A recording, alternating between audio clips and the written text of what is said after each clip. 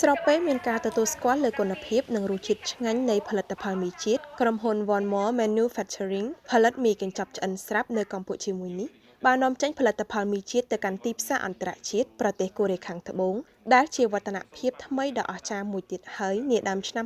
2025នេះបន្ទាប់ពីការនាំចេញទៅទីផ្សារក្រៅប្រទេសដំបូងកាលពីឆ្នាំ2021នេះជាមោទនភាពថ្មីនៃផលិតផលជាតិខ្មែរលើវិសាលភាពចែកចាយនិងនាំចេញទៅកាន់ទីផ្សារតំបន់អាស៊ីបូព៌ាការបើកទំព័រនៃដំណើរការនាំចេញឆ្ពោះទៅកាន់ប្រទេសកូរ៉េខាងត្បូងឆ្លុះបញ្ចាំងពីការជឿជាក់លើគុណភាពផលិតផលមីជាតិត្រូវបានប្រព្រឹត្តឡើងដោយមានការរៀបចំសន្និសីទសារព័ត៌មាននាព្រឹកថ្ងៃសុក្រទី7ខែមិនិនាឆ្នាំ2025នៅក្រុមហ៊ុន One More Manufacturing រោងចក្រផលិតមីជាតិដែលមានការចូលរួមជាអធិបតីភាពពីតំណាងក្រសួងពាណិជ្ជកម្មគណៈគ្រប់គ្រងនៃក្រុមហ៊ុនតំណាងក្រុមហ៊ុនចែកចាយពីប្រទេសកូរ៉េព្រមទាំងភ្ញៀវកិត្តិយសជាច្រើនអ្នកទៀតលោកជំទាវជឹងសុគន្ធធាវីនាយិកាប្រតិបត្តិក្រុមហ៊ុន One More Manufacturing មីជាតិបានឲ្យដឹងថាការនាំចេញទៅកាន់ទីផ្សារអន្តរជាតិនេះពិតជាបានផ្ដល់ភាពវិជ្ជមានជាច្រើនដល់ផលិតផលមីជាតិលើសពីនេះក៏បានឆ្លុះបញ្ចាំងអំពីការទទួលស្គាល់ជឿជាក់លើគុណភាពនិងរសជាតិផលិតផលមីជាតិស្របតាមតម្រូវការទីផ្សាររបស់ប្រជាជននៅក្នុងប្រទេសកូរ៉េខាងត្បូងផងដែរការនាំចេញនេះបានផ្ដល់ជាកាលានុវត្តភាពថ្មីមួយទៀតសម្រាប់ផលិតផលមីជាតិក្នុងការបង្ហាញវត្តមានខ្លួនលើទីផ្សារអន្តរជាតិខណៈគុណភាពនិងរសជាតិនេះបានទទួលស្គាល់រួចជាស្រេចពីសំណាក់ប្រជាជននៅក្នុងស្រុកលោកជំទាវបានបន្តទៀតថាមីជាតិបានផលិតឡើងក្នុងស្តង់ដារមួយដ៏ត្រឹមត្រូវតាំងពីថ្ងៃបង្កើតដំបូងដើម្បីសម្រេចនៅទស្សនវិស័យជាផលិតផលចំណីអាហារដែលគេគ្រប់គ្នាទទួលស្គាល់ហើយការនាំចេញថ្ងៃនេះជាដំណើរឆ្ពោះទៅមុខមួយដំណាក់កាលទៀតដែលក្រុមហ៊ុនបានខិតខំប្រឹងប្រែងជាង6ឆ្នាំកន្លងមកនេះដើម្បីលើកកម្ពស់ផលិតផលក្នុងស្រុកនិងវិស័យចំណីអាហារវេចខ្ចប់នៅកម្ពុជាលោកឆែចុងមូននាយកប្រតិបត្តិក្រុមហ៊ុន Ringpangco Ltd តំណាងដៃគូចែកចាយមីជាតិទៅប្រទេសកូរ៉េខាងត្បូងបានមានប្រសាសន៍ថាខ្ញុំបាទពិតជាមានសេចក្តីសោមនស្សរីករាយនិងមានកិត្តិយសយ៉ាងក្រៃលែងសម្រាប់កិច្ចសហការជាមួយក្រុមហ៊ុនមីជាតិលើកដំបូងនាំចេញទៅកាន់ប្រទេសកូរ៉េដើម្បីបំពេញនូវលក្ខខណ្ឌក្នុងការនាំចេញកម្រិតគុណភាពនិងសុវត្ថិភាពចំណីអាហាររបស់មីជាតិត្រូវបានឆ្លងកាត់ការសិក្សានិងវិតម្លៃយ៉ាងយកចិត្តទុកដាក់បំផុតដោយក្រសួងនិងស្ថាប័នពាក់ព័ន្ធលើបទដ្ឋានស្តង់ដារដើម្បីធានាដល់ការនាំចេញប្រកបដោយសុវត្ថិភាពនិងគុណភាពលោកបន្តទៀតថានៅប្រទេសកូរ៉េមានផលិតផលមីក្នុងស្រុកនិងមីនាំចូលរាប់សិបស្លាកសញ្ញាដែលនាំចូលពីបណ្ដាប្រទេសជាច្រើនរួមមានជប៉ុន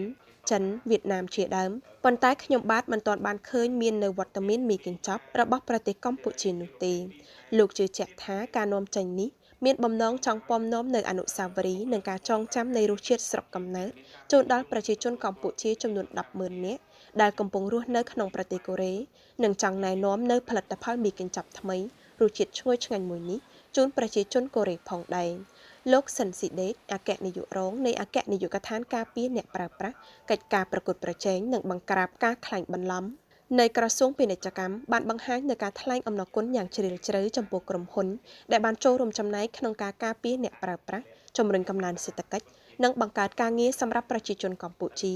ដោយបានអនុវត្តនូវអភិក្រមរួមមានការប្រើប្រាស់វត្ថុធាតុដើមក្នុងស្រុកការប្រើប្រាស់កម្លាំងពលកម្មក្នុងស្រុក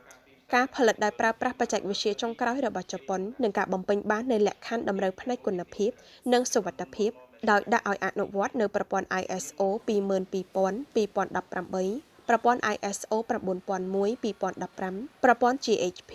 និងប្រព័ន្ធ AACCP ជាដើម